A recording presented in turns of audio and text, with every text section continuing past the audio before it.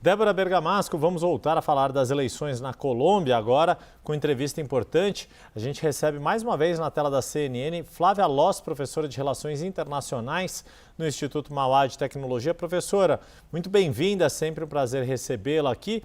Queria pedir primeiro uma avaliação geral do resultado das eleições com o candidato Abelardo de la Espriella, que tem sido colocado, chamado como muitos de um Nayib Bukele colombiano, chegando à frente do que previam as pesquisas do senador Iván Cepeda, que é apoiado pelo presidente Gustavo Petro. Boa tarde, Yuri, Débora, boa tarde a todos, obrigada pelo convite. E, de fato, foi uma surpresa o resultado, porque a gente vinha de várias pesquisas dentro da Colômbia mostrando que o Iván Cepeda estava bem à frente, muito bem posicionado e surfando aí nas conquistas que o presidente Gustavo Petro teve nos últimos meses. Isso, pelo menos do ponto de vista da política externa, que foi bem avaliada pelos colombianos e colombianas quando a gente pensa no atual presidente. Mas o Petro também tem vários desafios ainda no cenário doméstico, como, por exemplo, o tema da segurança e da saúde pública. E foi aí que o candidato Abelardo teve um excelente desempenho, porque existe um cansaço na sociedade colombiana no que diz respeito à insegurança. A gente teve um recrudescimento de atentados contra candidatos. A gente teve ano passado a morte de um pré-candidato à presidência, inclusive, fora outros atentados feitos por ex-integrantes das Farc, principalmente ali no Vale do Cauca, que é um departamento da Colômbia, aconteceu em abril desse ano.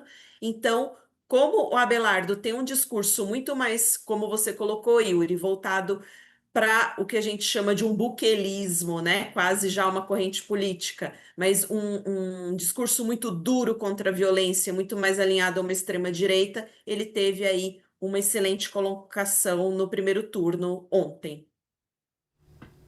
Professora Débora, falando contigo, o candidato do governo, então, a senhora trouxe, acabou liderando essas pesquisas e aí acabou em segundo lugar, mas também tem outras informações que a gente quer saber da senhora, que é o seguinte: é uma onda da direita que vem por aí? O que dá para dizer no contexto da América do Sul?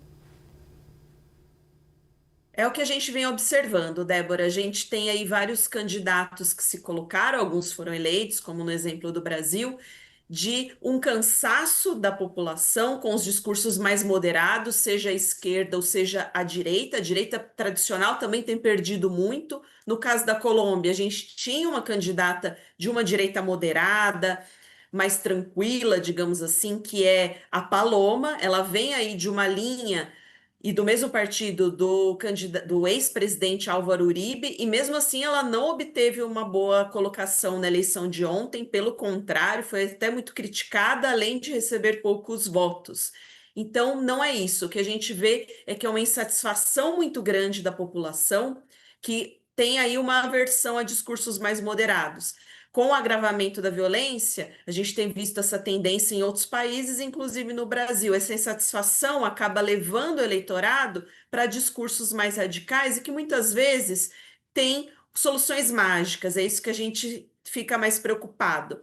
Não colocando aqui em questão essas soluções do Abelardo, que seria o candidato aí da extrema-direita colombiana, mas sim porque ele tem soluções muito rápidas, como se tudo pudesse ser resolvido de uma forma muito fácil. Eu digo isso porque eu li o programa de governo dele e ele segue muito a linha do Nayib Bukele de El Salvador. Então a solução seria simplesmente acabar com as guerrilhas, né? Aliás, com o que sobrou das guerrilhas, porque elas já foram mobilizadas, acabar com o narcotráfico. Mas como fazer isso, né? Ele não tem aí um passo a passo, porque são problemas muito complexos. Só que nas eleições, no debate eleitoral, você não debate a complexidade dos problemas, você oferece soluções rápidas. Essa é uma tendência em toda a América Latina e preocupante também, porque a gente acaba ficando num debate público muito superficial de problemas extremamente complexos.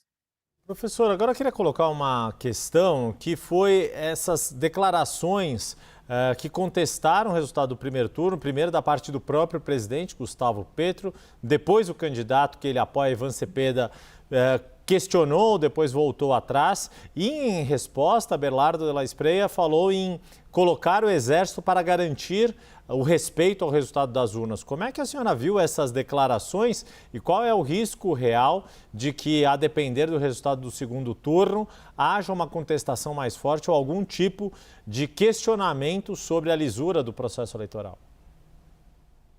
Mais um aspecto muito preocupante, Yuri, como você bem colocou, porque é interessante como é uma outra tendência, como a Débora disse, né, das eleições aqui na América do Sul, principalmente, dos candidatos inconformados com os resultados questionarem a democracia e as eleições. Isso a gente já viu acontecer no Brasil e em outros países aqui da região. E nessa situação da Colômbia, é ainda mais surpreendente, porque antes do primeiro turno, quem estava questionando as eleições, antes que elas acontecessem, eram os candidatos mais à direita.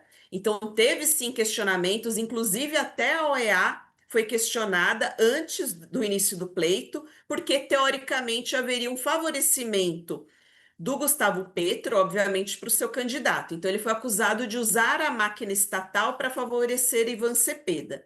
Ok, passando as eleições, logo, assim que os resultados forem anunciados, o próprio presidente Petro questiona o resultado do primeiro turno. Então, isso é muito ruim para a democracia. As eleições foram auditadas pela OEA, Organização dos Estados Americanos, que envia pessoas, representantes de vários países aqui da América Latina, politólogos, cientistas políticos, internacionalistas, para acompanhar a transparência das eleições aqui dos nossos países.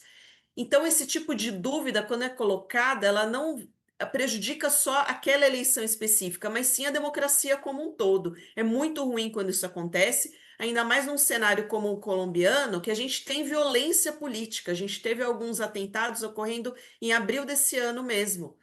Então, isso cria aí, joga uma sombra em cima das eleições e pode desencadear, sim, mais violência. É muito ruim que ambos os lados do espectro político entrem nesse tipo de discurso. Professora, sempre um prazer ter você aqui na CNN, mais especificamente no 360. Nós conversamos com Flávia Loss, professora de Relações Internacionais do Instituto Mauá de Tecnologia. Obrigada, professora. Até a próxima. Muito obrigada. O prazer é meu. Um abraço.